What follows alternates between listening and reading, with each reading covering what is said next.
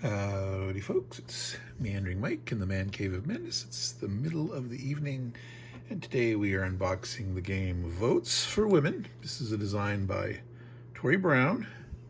This game is published by Fort Circle Games. They were the publisher of the award-winning game Shores of Tripoli. This is their latest offering. Let's dig into the shrink with the magical shrink removal tool of power. +2. All right. There we go. Let's take a look at the back of the box. All right, let's start with this corner down here. Zooming in. All right, it says from 1 to 4 players. So apparently we have solitaire up to 4 with a average playing time of 60 to 75 minutes, we'll assume. It doesn't say, but we're going to assume that's not 60 to 75 hours.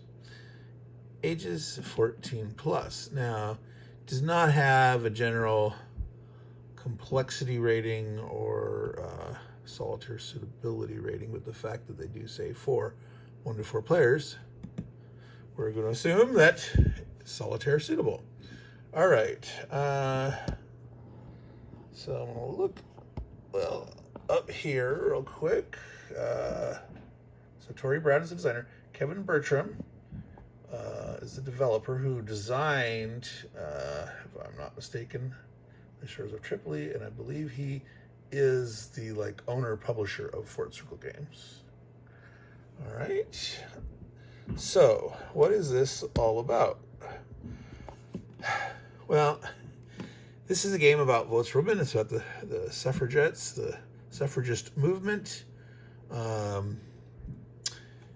attempting to pass the 19th Amendment, which started as early as 1848 and finally passed in 1920 in our history. In the game, it's I guess up in the air whether it's actually going to pass. All right, let's see here, get that whole paragraph.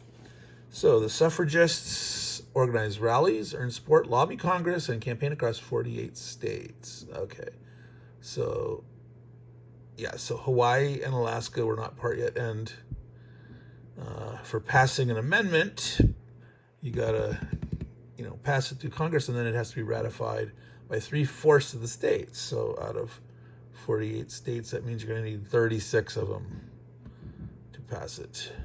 All right, it says competitive, cooperative, as well as solitaire play are possible. 170 cards, more than 250 wooden playing pieces, 21 dice, 18 campaign buttons. Campaign buttons, all right, interesting. And a mounted map, replica of 11 historical documents, and the images on the cards bring the era to life. All right, let's get inside and see all those bits and bobs and goodies. All right, so I'm going to put this back here, and hopefully that'll stand upright and not fall all over. Let's zoom back for now so I can down a little, start to take a look at what's all in here. All right, a bunch of baggies organizing all them dice. Looks like 12-siders, 6-siders in 2 different colors, red and black. 4, oh wait, there's also a gray. So we've got a gray 6-sider, 4 reds and a black. We've got 6 12-siders. We've got a gray 8-sider, 4 white 8-siders. Oh, so one of the 12-siders is black. So there's actually 7 total black, 7 total 6-sided dice, and it looks like 5 8-sided dice. interesting what all that means. All right, big bag of wooden bits. We'll obviously dig into that a little more in a bit. Okay, deck of cards for the suffragists. It says states. I'm not sure if that's all the same. It looks from the edge there that's all, well, looks like the top bit is green and then there's a different color down here. So, strategy cards. See, also looking from this side, those might be, so we'll have to take a look at those. They looked like they had, yes, the unwrapping band. So hopefully I can get my big fat fingers in there. We got a nice big rules of the game. It's got a nice glossy paper that's not too overly shiny. Oh, that's actually two things I've got here. Historical supplement and designer notes. Okay. This image, this artwork here, I believe this was on, was part of this used on Amabel Holland's game from Holland, Spiele, The Vote? Looks familiar, so I'm not sure about that. All right. Oh, some of those historical documents.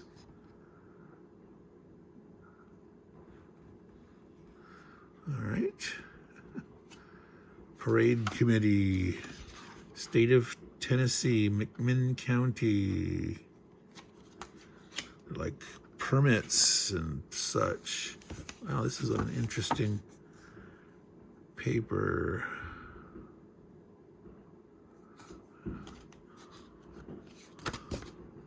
A Spanish language paper. It's like a debate in the paper over the issue.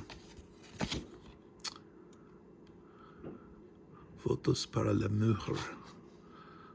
¿Por qué? Specimen ballot. Women suffrage ballot. For and against. 1912. Authorized on the order of the County Judge E. John Owens. Interesting.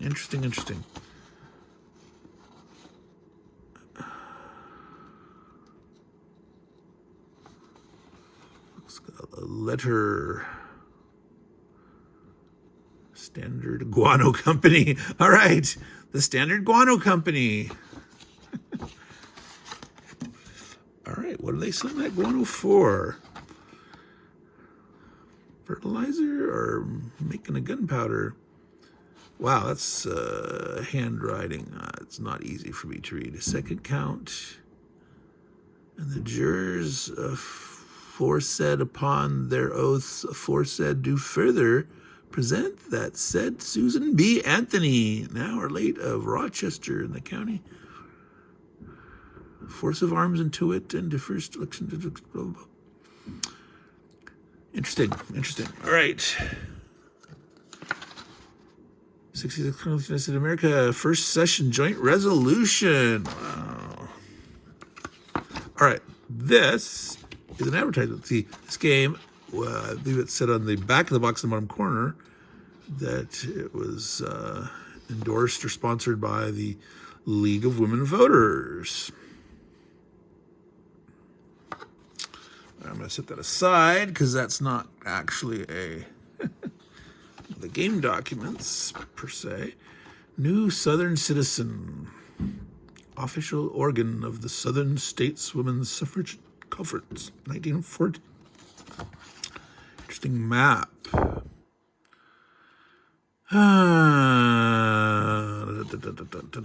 White states, full suffrage, shaded states, taxation, bond, or school suffrage, dotted states, presidential, partial county, state, municipal suffrage, black states, no suffrage at all for women.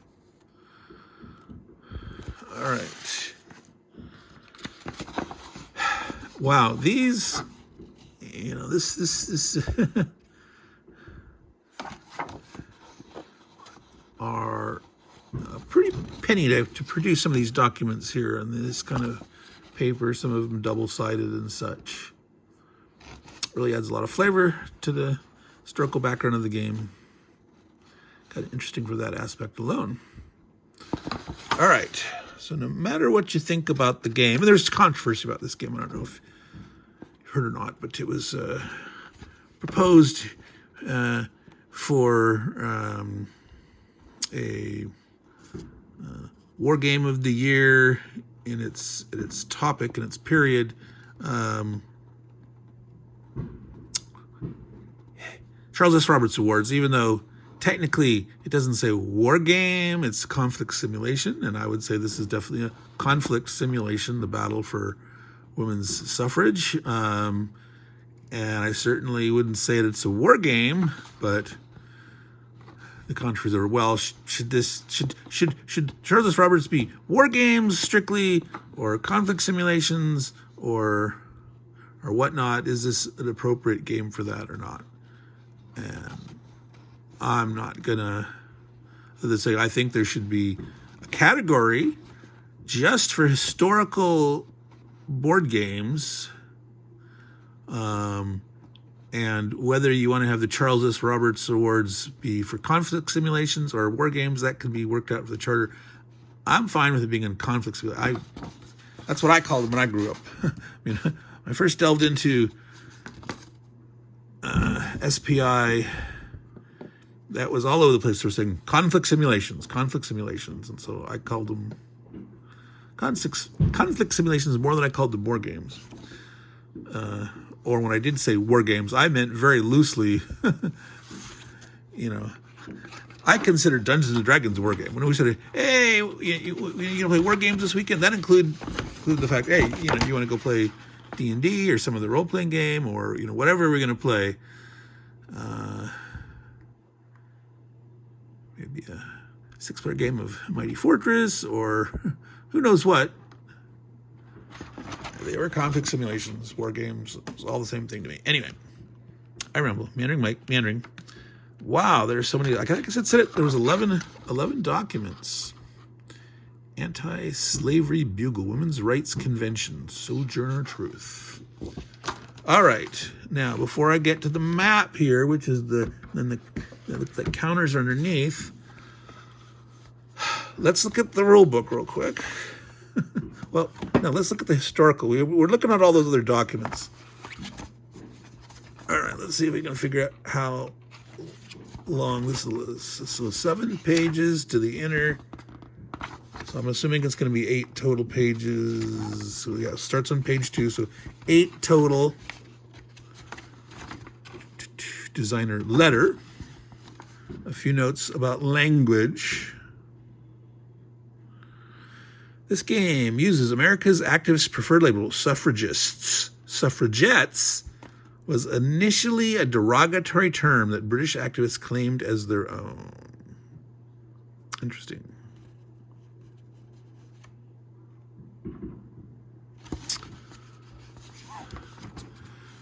The Patriarchy and Declaration of Sentiments. Historical documents timeline. Adams' letter, Sojourner Truth, indictment for illegal voting.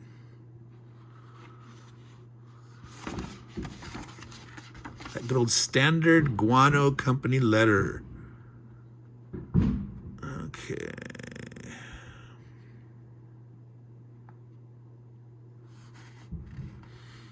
Fundraising. Activist Emmeline Pankhurst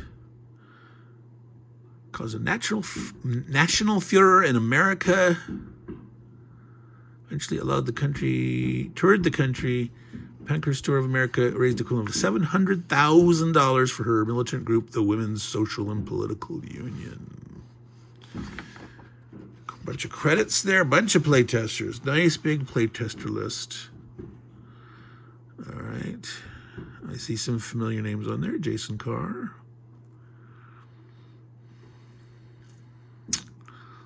Yes. I'm not going to look through them all out right now, right? Now, the rule book. This is a little thicker. This is probably twice the size. I'm going to say 16 pages. No, 12. It's only 50% more. So it wasn't double. It was only 50% more. Yeah, 2, 3, 1. Yeah. All right. Victory conditions starts right out there. I like that. An overview and then the victory conditions.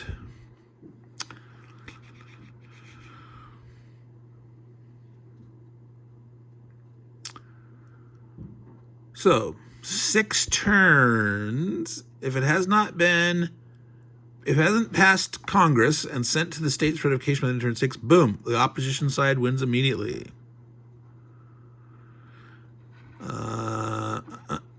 The suffragists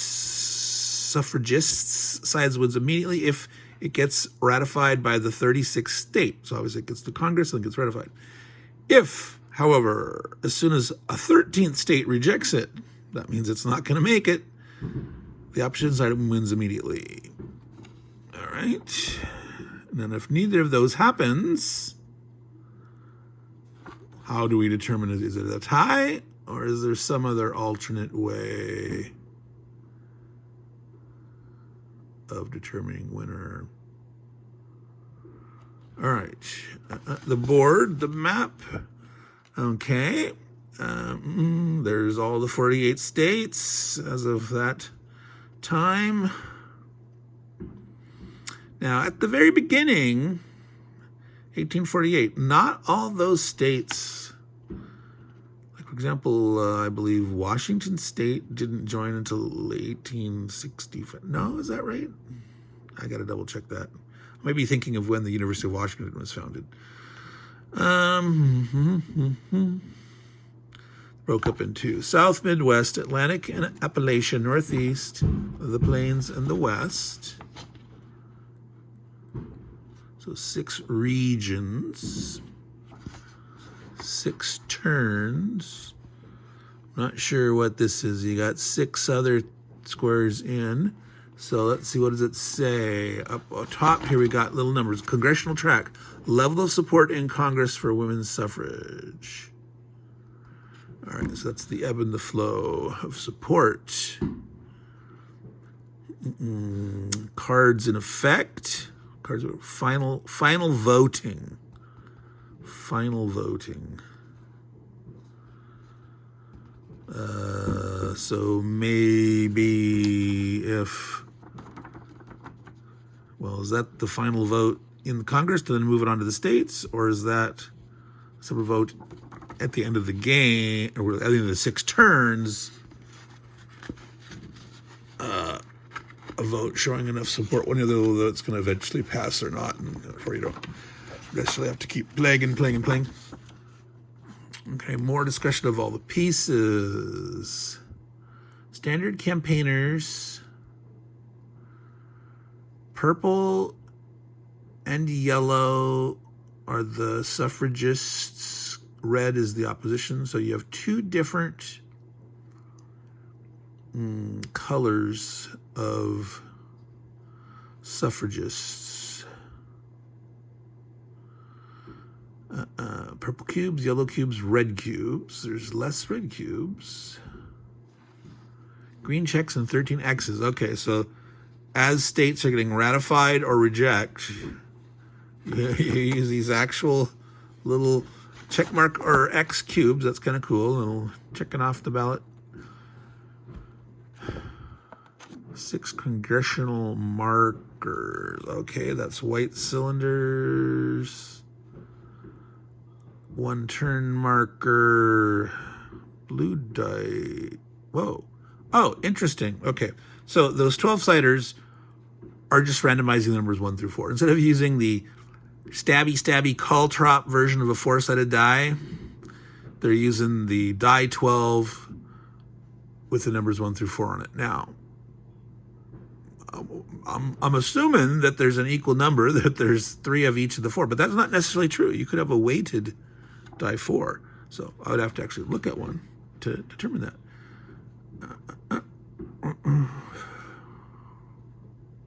2 gray, 3 black. Used in solitaire and cooperative play. Okay, so you've got a bot. So in solitaire play, you're playing against a bot. cooperative play, you're playing against a bot versus competitive. Someone actually plays the opposition and one or two. Well, let's see, it says up to 4 players, though. Isn't that what it said? It said 1 to 4 players. I suppose you could have competitive teams of 2 opposition and 2 suffragists. I don't know. 12 suffragist buttons, 6 opposition buttons. Buttons represent the organizational strength of each side and are used to re-roll unsatisfactory die rolls, to move campaigner to a different region, to bid on strategy cards, and to spend it directly through event cards. So interesting. So they're kind of like coins, a token. It's a level of support. The more buttons you've collected and you support, you use those to do particular things. So it's like a currency, like a premium currency in a online game or something. Alrighty. Event cards, state and strategy cards. Very nice rule book, well laid out, easy to read font. I don't even mind the colored background. Sometimes I have a problem, like there's a little bit of like white in amongst that sort of seafoam blue-green color. It's more bluish, seafoam bluish, greenish. But it's just very easy on the eyes for me. So even with all the nice color with this background, it's easy to read. Yeah, it's the setup, the cleanup, organizational buttons, sending the 19th amendment to the states, adding or removing cubes in a state, claiming state and strategy cards, final voting after 6 turns. The 19th amendment has been sent to the states, but neither player has won yet. The game enters final voting. Takes turns, starting with the suffragist player selecting a state to vote on the 19th Amendment. And then you're rolling dice. Okay, so the ones that haven't yet gathered the checks or the rejects, you just sort of speed go through the rest. And you're using dice. Okay. So you do your best, you set up. You know, if you're in the lead, I don't know if it's just a simple die-off. Each player rolls a die 6. Either player may spend a button, I'm assuming, a star to re-roll their die. If a player has cubes in the state, so the more of those you have saved up for the end, the better your chance to re-roll and beat. Oh, if the player has cubes in the state, then the player adds the number of cubes to their total. So it's weighted by how good. You haven't resolved the states yet. They haven't had their ratification or rejection, but you've got support in them. It's a weighted die roll, and if you have the resources to re-roll, so it's going to be a randomized ending to finish up the game. But that's sounds like a good technique for the game not dragging on forever, but actually, can be part of your strategy. It's like, hey, I might not be able to force enough votes in time, but I want to just make sure I have predominant support in these so that it's stacked in my favor. I mean, obviously, the more that you have of what you need of rejections or the closer you are to victory, but also having laid the groundwork to have a lot of support and not have totally abandon every step. I mean, so if the other guy's who's so far ahead, and he hasn't got a trajectory yet, but maybe he's, the opposition's over, it's like, maybe you don't even try there, so that you're going to lose a couple, but make sure that your odds are better on average across a number of other states. Playing with 2 suffragist players, playing with 2 opposition players, managing the Oppo bot. Okay, that's what they call this, the solo or cooperative bot. Managing the Oppo bot in either solitaire or in the cooperative. All right, Oppo bot. All right, so that looks like a very nice rule book. Let's take a look at the map. We're up at almost 25 minutes. Let's try to get through this. I'll actually look at the counters before I look at the map. When I go get the map open and things start flying all over the place. And all right, so the counters, it's just those buttons. It's the buttons. Votes from an anti-suffrage. Vote no. It's a man's world, unless women vote. Votes for women. National American Women's Suffrage Association. NAWSA. All right. So that's that. So that's good. Yeah, I'm going to look at the cards real quick first, and then the map. Because once I go to the map and things get all covered up, all right, where is the edge? And luckily I have a little bit of fingernail right now. Sometimes I trim them too short. Sometimes they're way too long. Some people go, oh my God, Meandering Mike, trimming their fingernails. My fingernails grow really fast. And I used to have women and girls at work and stuff saying, oh man, I wish I had fingernails like yours. Can I do your nails? No, you cannot do my nails. All right, so this is all suffragist. Purple deck, start early, start. So does that start automatically on the top as a seeded first card? I don't know. Early. So they broke it into certain phases. Middle. Early, middle, and late. Yep, early, middle, late. Okay. So yeah, probably a seed card, random, early, middle, late. Property rights for women. Frances Harper. Women to the polls in New Jersey, Pennsylvania, Delaware. National American Women, that's the group we were talking about. And also Jeanette Rankin. I do not know all these names. Ida B. Wells Barnett. I've heard of some, but Emmeline Pankhurst, that's the gal for the lecture. Debate us, you cowards. Carrie Chapman, Alice Paul, and Lucy Burns. All right. Women's Trade Union League. The Young Women's Citizen. All right. So that is the suffragists, and I will put those in my plastic bands. I keep trying to buy them on Amazon. It's from a company called Conserve. They're not made of rubber. They don't get old and brittle. They don't leave marks. The tension on them is better. They stretch in a certain way that leaves less tension on the cards, less likely to get like a crease. Sometimes people like double over a rubber band, and because it might be too loose and then it's too tight. No, don't do that. Bad for your cards. All right, so okay, again, there's the patriarchy, your strategy cards. Okay, so there is these are all the Oppobot, the gray ones here. A start. Oh, 1, 2, 3 start cards. I don't know if you start with all three or it's a random one of the start. Early gerrymandering. Gerrymandering's always been a problem. Gerrymandering, that needs to be solved, folks. Middle, late. All right, so we've got that deck. Strategy cards. Efficient organizing, reconsideration, opposition, research, change in plans, bellwether state, superior lobbying, the winning plan, regional focus, eye on the future, transportation, counter strat. Remove one card that is in effect for the remainder of the turn. So you can, almost like a counter spell. National focus.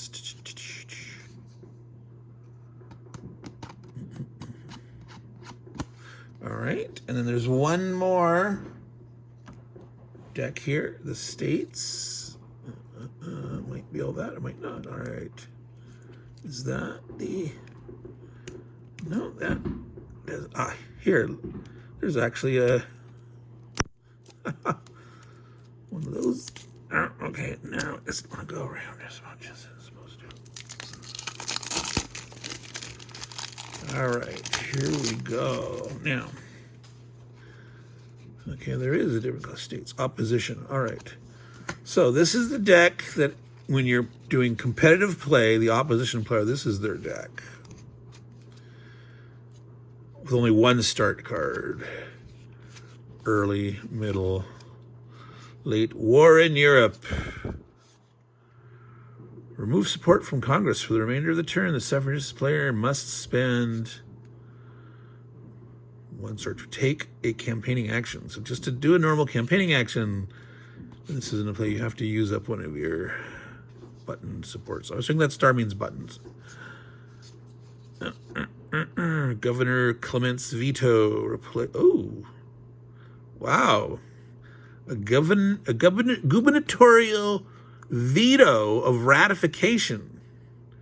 I did not know that was a possible thing. I did not know that was a thing. Wow. That could be a card to hold on to. Like, oh, you got 12 rejects, one more, and then boom, you just play this card, flip a check into a X, and bango. All right. And then the states cards. California, Utah, Montana, Kansas. They're color-coded by the regions. 1, 2, 3, 4, 5, 6. Just 2 of the states in those regions. So I wonder when you're doing the vote for ratification in that state or not, or how that is, what if you're just doing a campaigning, if you go to a particular state and then say, oh, that's what we're getting, these particular states have more pull. Ohio and Illinois, Pennsylvania and Virginia, New York and New Jersey, California and Utah, Montana and Kansas.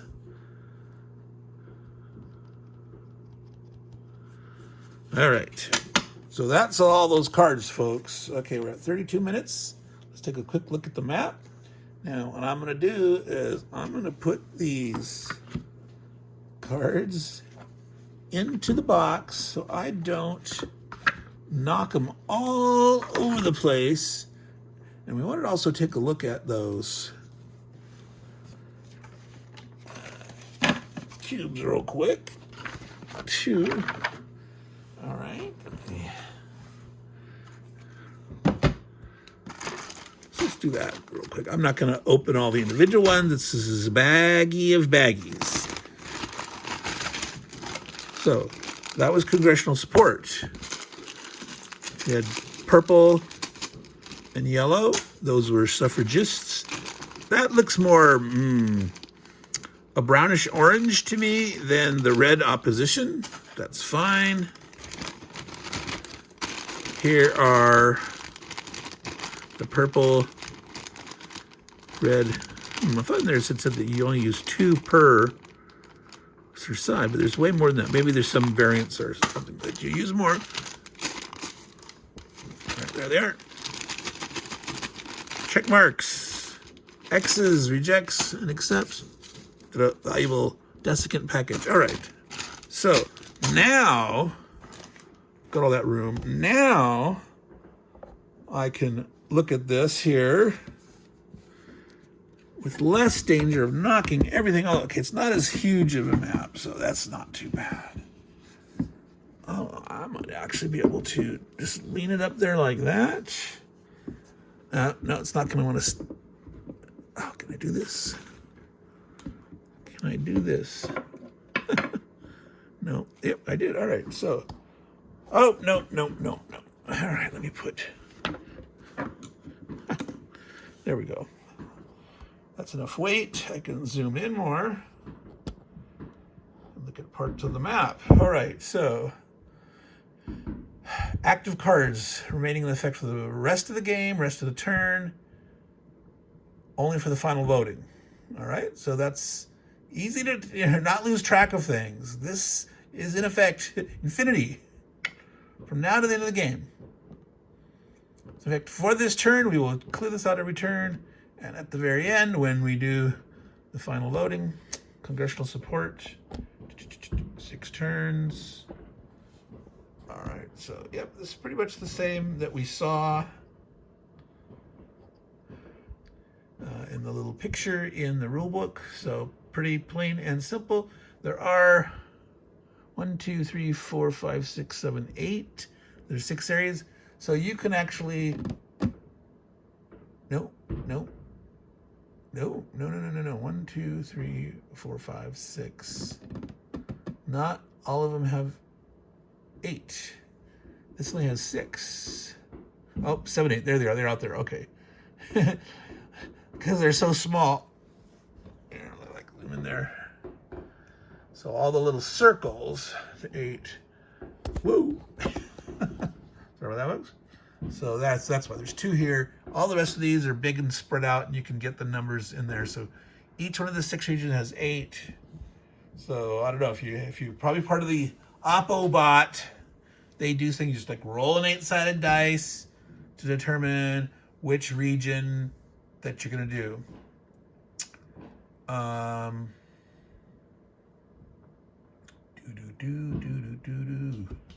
All right, so that's the map. So, folks, that was Votes for Women from Fort Circle Games. Always got to have some flapping around. It's Meandering Mike, Man Came of Madness, after all. You would be disappointed if you didn't see some flailing around. So, again, this is from Fort Circle Games. Tory Brown is the designer. Kevin Bertram was a developer. Looks like a very rich historical subject. A lot of supporting documents in here. Really cool. Worth spending some time looking at. A lot of cool bits and bobs. Have to see how the gameplay works with the cards or not. Didn't delve into that in detail, but looks fairly interesting. Relatively short game, like it said, 60 to 75 minutes, we're assuming. Plays relatively quick. So I'm looking forward to getting this to the table. See if my wife would be willing to play this with me. So that is it, folks. We're gonna call it quits. It's Meandering Mike, Man Cave of Madness. I don't know if you've heard any in the background, but there's fireworks going off. This is July 4th that I'm filming this. It's just after 10 p.m. our time, so we are getting lots of fireworks. We live in an area that's outside of the city limits. It's near some Indian reservations where they've got a lot of powerful fireworks. So we've got whole, mortar fusillades going off in the background. So anyway, Meandering Mike, signing off. To all you good folks out there, take care and ciao. And vote.